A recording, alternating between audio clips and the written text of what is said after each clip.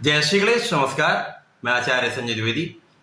मेरे समस्त प्रबुद्ध दर्शकों का मेरे चैनल पर हार्दिक स्वागत है।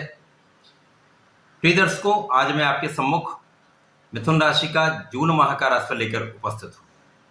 जून माह मिथुन राशि के जातकों के लिए किस प्रकार का होगा, किस प्रकार के लाभ मिलेंगे, कौन सा भाव प्रबल हो रहा है, कहाँ आप कितना लाभ ले सकते हैं, कहाँ पर समस्या आ सकती है, प्रत्येक भाव के अनुसार संपूर्ण विश्लेषण मैं पूर्ण तर्क के साथ करने जा रहा हूं।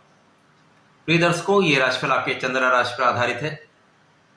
जिन जातकों का मिथुन लग्न है उनको भी राशिफल अवश्य देखना चाहिए।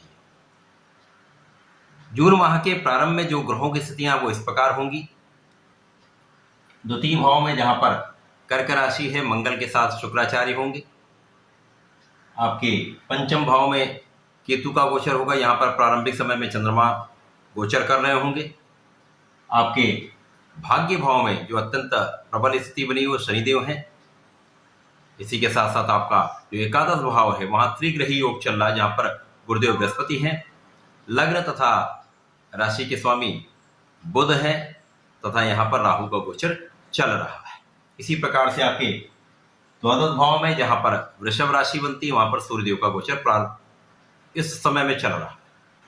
इस माह का प्रथम परिवर्तन बुध का है, जो कि 7 जून को रात्रिकाल 7:48 पर अपनी राशि का परिवर्तन करेंगे तथा लाभ भाव से निकलकर द्वादश भाव में प्रवेश कर जाएंगे। 15 जून को सूर्यदेव का परिवर्तन आपकी लग्न में अर्थात मिथुन राशि में हो जाएगा। इस माह का अत्यधिक महत्वपूर्ण था, समस्त राशियों के लिए एक महत्वपूर्ण परिवर्तन होने जा रहा है, जो कि शनिदेव का है। शनिदेव 17 जून को वक्रीय अवस्था में आ जाए। शनिदेव के वक्री काल का संपूर्ण विश्लेषण विस्तृत रूप में मिथुन राशि के जातकों के लिए मैं अति शीघ्र आपके सम्मुख प्रस्तुत करने वाला हूं। इस माह का जो अगला परिवर्तन है वो बुध का है, जो कि 24 जून को 12:40 पर द्वादश भाव से निकलकर लग्न में प्रवेश करेंगे, जहां पर सूर्य के साथ बुधादित्य योग केंद्र का बनेगा, अति महत्वपूर्ण। इसके पश्चात यहाँ पर मंगल, जो कि द्वितीय भाव में कर्क राशि में है, इनका परिवर्तन तृतीय भाव में हो जाएगा, जहां पर सिंह राशि में ये गोचर करना प्रारंभ करेंगे। प्रारंभिक समय से यदि हम देखें तो मिथुन राशि के लिए केंद्र के चारों भाव रिक्त हैं। इसके अतिरिक्त सूर्यदेव जो पराक्रमेश हैं उनका गोचर द्वादश भाव में।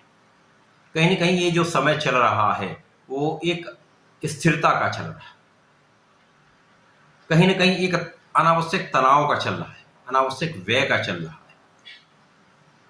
कार्यों प्रगति उतनी नहीं हो पा रही जितनी होनी चाहिए। परिश्रम करने के बाद भी बहुत बड़ा लाभ नहीं ले पा रहे। एक असमंजस की स्थिति बनी हुई है, एक रिक्तता आ चुकी है।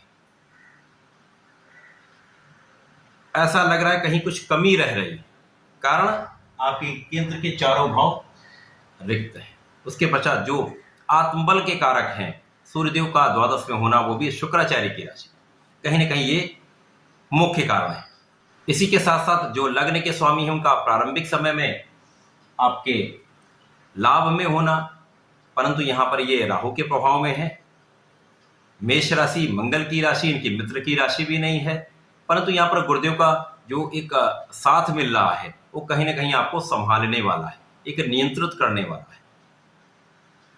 यहाँ पर आप स्वस्थ रहेंगे, परंतु जैसा मैंने कहा कुछ समस्याएं रहेंगी, काम शीघ्र नहीं बनेंगे, अटकाव, उलझाव तथा एक अवरोध निश्चित रूप से चलेगा। द्वितीय भाव में मंगल के साथ शुक्राचार्य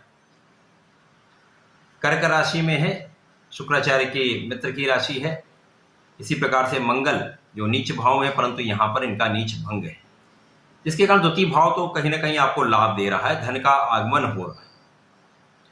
परंतु जैसा कि यहाँ पराक्रमेश का द्वादश में होना, कहीं ना कहीं आपके परिश्रम का अपव्यय हो रहा है। तो जो आप परिश्रम कर रहे हैं धन लाभ हो रहा, परंतु उतना नहीं हो पा रहा जितना आपको एक्सपेक्टेड होता है, जितना आप सोचते हैं।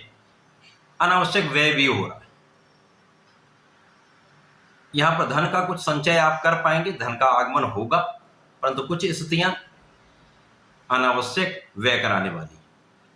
अब मंगल का प्रभाव आपके पंचम पर है, यहां पर चंद्रमा पर भी प्रारंभिक समय में इनकी दृष्टि का प्रभाव होगा। केतु के साथ भी एक अंगारक दोष बनेगा। कहीं न कहीं संतान के पक्ष से आपको कुछ चिंता हो सकती है। शिक्षा प्रतियोगिता में कुछ परिश्रम अधिक करना पड़ सकता है। शिक्षा से आपको लाभ अवश्य मिलेगा, ज्ञान में वृद्धि अवश्य होगी, धन का लाभ अवश्य होगा, परंतु चिंताएं बनी रह सकती हैं। यहाँ पर प्रेम संबंधों के लिए समय बिल्कुल भी अच्छा नहीं। प्रेम संबंध वैसे भी मंगल शुक्र की युति प्रेम संबंधों में वृद्धि का एक कारक है, तो यहाँ पर बहुत सोच विचार कर समझदारी से आपको निर्णय लेना। मंगल का प्रभाव आपके अष्टम भाव पर है। बहुत सोच विचार कर अपने परिवार के सदस्यों के बीच आपको रहना चाहिए। यहाँ पर कहीं न कहीं आपके स्वास्थ्य की रक्षा हो रही है। इसके पश्चात आपके भाग्य के स्वामी से छठे आठवें का संबंध भी कहीं न कहीं एक समस्या का कारक है। तो प्रारंभिक समय में कुछ स्थितियां आपके अनुकूल नहीं है। धैर्य के साथ आपको चलना हो। शनिदेव जो अत्यंत प्रबल स्थिति में है, शनिदेव आपको संपूर्ण लाभ करा रहे हैं, आपके भाग्य में वृद्धि भी कर रहे हैं, आपको पूर्ण रूप से यहाँ पर उन्होंने संभाले रखा है। गुरुदेव के पूरा साथ मिल रहा है, गुरुदेव पर दृष्टि का प्रभाव है, तो आपके लाभ भाव में तो वृद्धि हो रही है, परंतु ये कुछ अवरुद्ध हो रहा है। कारण क्या है, यहाँ पर गुरुदेव तथा राहु के बीच का अंतर बहुत न्यून हो चुका है, जिसके कारण गुरु चांडाल का प्रभाव, गुरु का पूर्ण बल प्राप्त नहीं होने देगा। साथ ही साथ बुध और राहु का प्रभाव, जड़त्व दोष का भी कहीं ना कहीं एक जो प्रभाव मिल रहा है, वो कार्यों में प्रगति नहीं होने दे रहा। यद्यपि यहाँ भाग्य का साथ आपको मिलेगा, परंतु कार्य उतनी तेजी से नहीं बढ़ पाएंगे जितना आप सोच रहे हैं। आपके परिश्रम का उतना लाभ आप नहीं ले पाएंगे जितना आप एक्सपेक्ट कर रहे हैं। शनिदेव का प्रभाव निश्चित रूप से आपके परिश्रम में वृद्धि करने वाला है। आपके लोगों का सहयोग आपको पूर्ण रूप से मिलेगा, घर परिवार का सहयोग मिलेगा। साथ ही साथ यहाँ पर शनिदेव का प्रभाव आपके शत्रुओं से आपकी पूर्ण रूप से रक्षा करने वाला है, आपको रोगों से बचाने वाला है, ऋणों से बचाने वाला है। शनिदेव का प्रभाव आपके लिए कहीं ना कहीं बहुत बैलेंसिंग स्थिति बना है। इसके पश्चात गुरुदेव जो यहाँ पर एकादश भाव में होकर अपना पूर्ण बल, पूर्ण सामर्थ्य आपको प्रदान नहीं कर पा रहे हैं, परंतु यहाँ पर गुरुदेव का प्रभाव कुछ ना कुछ आपके पराक्रम में वृद्धि करने का है, आपके जीवन साथी के साथ सामंजस्य बनाने का है, साझेदारी में आपको लाभ दिलाने वाला है, संतान की प्राप्ति का है, संतान से सुख का है। साथ ही साथ गुरुदेव का प्रभाव आपको निश्चित रूप से ज्ञानवान बना रहा है, आपको धैर्यवान बना रहा है। ये इतनी समस्याएं आ रही हैं, परंतु कहीं ना कहीं गुरु का ही प्रभाव है जो आपको बहुत नियंत्रित करके रखा हुआ। बुद्धि का भाव प्रबल है, बहुत आप सोच विचार कर रहे हैं, बहुत सोच विचार कर आप निर्णय ले रहे हैं। बुद्धि का भाव प्रबल है, कुछ अवरोध के साथ, परंतु यहाँ पर निश्चित रूप से प्रगति हो रही है। 7 जून को जैसे ही बुध का राशि परिवर्तन आपके एकादश भाव से आपके द्वादश भाव में हो जाएगा, अब लग्न तथा सुख के स्वामी द्वादश भाव में पहुंच जाएंगे। कुछ समस्याएं होंगी, परंतु यहाँ पर ये राहु के प्रभाव से मुक्त होंगे तथा यहाँ पर सूर्य के प्रभाव में होंगे, तो बुधादित्य योग बन जाएगा। सूर्य को किसी भी त्रिक दोष नहीं लगता है, तो यहाँ पर सूर्य प्रभावी होंगे।